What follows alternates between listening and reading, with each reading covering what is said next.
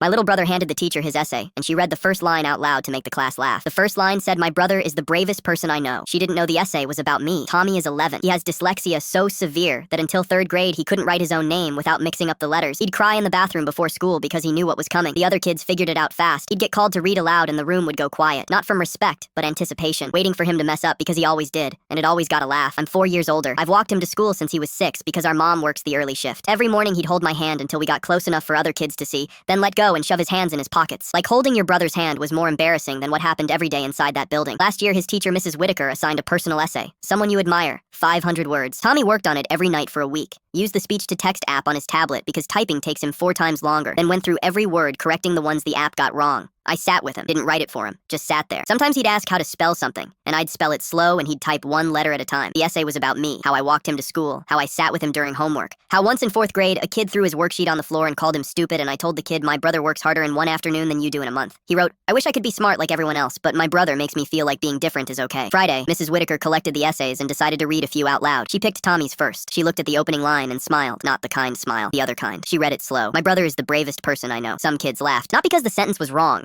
It wasn't. She read it like it was cute, like a toddler doing something amusing. She kept reading, got to his spelling struggles. She paused and said, "See, this is why revision matters." Like his essay about his disability was a teaching moment about her rubric. Tommy stared at his desk and counted the scratches in the wood so he wouldn't cry. She read the whole thing. The part about me walking him to school. The part about being different. She read it like it was a specimen. When she finished, she said, "Well, that's very sweet, Tommy, but next time, let's work on paragraph structure." One kid whispered, "That's so sad." Another laughed. Tommy didn't tell our mom. He told me at the kitchen table while pretending to do math. His pencil was shaking. I said, "Can I read it?" He pulled it from his backpack. Pages wrinkled from shoving them in fast. I read it at the table, folded it, put it in my pocket. Next morning, I walked Tommy to school, same as always. He let go of my hand at the usual spot. I kept walking, through the front doors, down the hall to her classroom. She was setting up. I closed the door, put the essay on her desk. I said my brother spent a week writing this. He used every tool he has. He wrote about me because I'm the person who makes him feel safe, and you read it out loud like it was entertainment. She opened her mouth. I wasn't done. He's 11. He has a learning disability. He handed you the hardest thing he's ever written, and you used it to teach paragraph structure. That's not teaching. That's cruelty with a lesson plan. She said she was trying to help him. I said you didn't help him. You made 30 kids hear his private words and then graded his pain in front of them. She didn't respond.